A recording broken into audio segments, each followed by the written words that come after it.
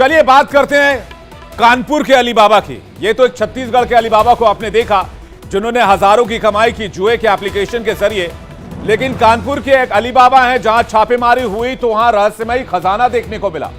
आपने रहस्यमयी खजाने की कहानियां सुनी होंगी अपने दादा दादी से, अपने पापा मम्मी से, अपने भाई बहन से, लेकिन आज रहस्यमयी खजाने की तस्वीर मैं आपको दिखाने जा रहा हूं जिसे आयकर विभाग के अधिकारी देखकर हैरान रह गए। आखिर क्या मिला अली बाबा के किले में, पूरी खबर मैं आपको बताऊंगा, लेकिन उससे पहले उस किले की तस्वीर देख लीजिए। गेट तो ऐसे लग रहे हैं जैसे सोने के बनवाए गए हैं। यह आलीशान महल, और आलीशान महल के अंदर रहस्यमयी तहखाना जहां आयकर विभाग की टीम ने छापा मारा। जरा फुल स्क्रीन तस्वीर दिखाइए। कानपुर के इसी 5 मंजिला आलीशान मयूर विला में आयकर विभाग आज अपने दस्ते के साथ और पूरी टीम के साथ पहुंच गई इस अली बाबा के घर पर। टैक्स चोरी की शिकायत थी तो इस मयूर विला का कोना कोना खंगालना जरूरी था। इस दौरान अधिकारियों को जो मिला उसे देखकर टैक्स के अधिकारियों की आंखें फटी की फटी रह गई। सूत्रों के मुताबिक जो खबर मिल रही है, छापेमारी के दौरान एक बड़ा शीशा दिखा कुछ इस तरह से, और शीशा की जब जांच की गई तो पता चला कि अरे ये तो स्लाइड मिरर है, मतलब उस शीशे को वहां से हटाया जा सकता था। ठीक वैसे ही जैसे खुलजा सिमसिम बोलने पर गुफा का दरवाजा खुल जाता था।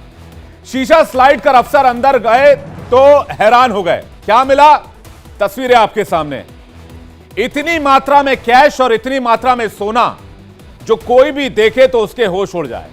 मौके से 3 करोड़ रुपए कैश और 3 करोड़ रुपए का सोना मिला है जो अघोषित आय और हेरा फेरी करके जमा किया गया था, इसका भी खुलासा हुआ है। कानपुर के साथ ही आयकर विभाग की टीम ने मयूर ग्रुप के खिलाफ 5 राज्यों में 20 ठिकानों पर रेड की। आपको मैप के जरिए दिखाते हैं कि मयूर ग्रुप के किन किन ठिकानों पर, किन किन राज्यों में आयकर विभाग का छापा पड़ा। आइए देखते हैं, जल्दी से दिखाइए मयूर ग्रुप के कौन कौन से ठिकानों पर किन किन राज्यों में छापा पड़ा। शुरुआत उत्तर प्रदेश से, जिसकी तस्वीर अभी हमने आपको दिखाई। उसके बाद आ जाइए देश की राजधानी दिल्ली, फिर मध्य भारत चलिए मध्य प्रदेश, फिर आ जाइए आप इधर कोस्टल एरिया में गुजरात, फिर आप आ जाइए इधर ईस्ट में पश्चिम बंगाल। यानी कि ये जो कारोबार है ये अलग अलग इलाकों में किस तरह से फैला हुआ था, अलग अलग राज्यों में। यहां भी आयकर विभाग की टीम पहुंची।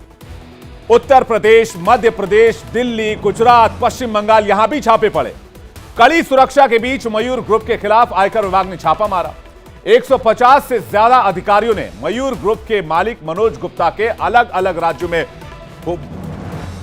राज्यों के ठिकानों पर छापेमारी की। इसकी तस्वीरें आपके सामने हैं। लेकिन यह छापेमारी क्यों हुई, अब यह आपके सामने रखते हैं। सूत्रों के हवाले से खबर है कि शेल कंपनियों से लोन दिखाने के आरोप है। ऐसी कंपनियों से खरीदारी दिखाई गई जो वजूद में है ही नहीं। इन्हीं कंपनियों को शेल कंपनियां कहते हैं। आपने बहुत बोलचाल भाषा में सुना होगा, शेल कंपनियों की बात होती है। कई बिजनेसमैन, कई एंकर्स, कई न्यूज़पेपर शेल कंपनियां लिखते हैं। शेल कंपनियां वो कंपनियां होती हैं जो वजूद में नहीं होती हैं लेकिन रजिस्टर में मौजूद होती हैं। रियल एस्टेट में ब्लैक मनी खंगालने के आरोप भी लगे हैं मयूर ग्रुप पर। मयूर ग्रुप पर करोड़ों की टैक्स चोरी के आरोप भी लगे हैं। इन्हीं आरोपों के बाद से ही मयूर ग्रुप सवालों के घेरे में है। यही वजह है कि आयकर विभाग ने मयूर ग्रुप के हर ठिकाने की तलाशी की है। मयूर ग्रुप के मालिकों की आलीशान कोठी, विला और फैक्ट्री में भी छापेमारी की गई। बताया जा रहा है कि आयकर विभाग ने सभी दस्तावेज खंगाले हैं। मयूर ग्रुप के कर्मचारियों से भी पूछताछ हुई है। लेकिन अब समझ लीजिए कि मयूर ग्रुप का कामकाज क्या है और यह कहां तक फैला हुआ है। आइए इस पर भी एक नजर डालते हैं। वनस्पति तेल, पैकेट फूड आइटम्स और कानपुर में मयूर ग्रुप की सबसे बड़ी फैक्ट्री है। मयूर ग्रुप का कारोबार 5 राज्यों में फैला हुआ है, यूपी, एमपी, बिहार, झारखंड। इसके अलावा उत्तराखंड और दिल्ली में पैकेजिंग का कारोबार है। इसी कारोबार में टैक्स चोरी की शिकायत पर आयकर विभाग ने छापेमारी की। लेकिन यह पहली दफा नहीं है जब मयूर ग्रुप पर छापा पड़ा हो। इससे पहले 30 दिसंबर 2021 को डीजीजीआई लखनऊ ने छापा मारा। इनपुट टैक्स में क्रेडिट में गड़बड़ी पकड़ी गई थी। 25 फरवरी 2019 को राजस्व खुफिया निदेशालय का छापा पड़ा। छापेमारी के बाद एक संचालक को गिरफ्तार किया गया। यह तीसरी बार है जब मयूर ग्रुप पर छापेमारी हुई है और यहां से बड़ी रकम आईटी के अधिकारियों को मिली है और इस मामले में जांच आगे की जा रही है। आगे बढ़ते और बात करते हैं सियासत की, लेकिन आज सियासत के केंद्र में अपने बयान से जो नेता आए वो हैं छोटे ओवैसी।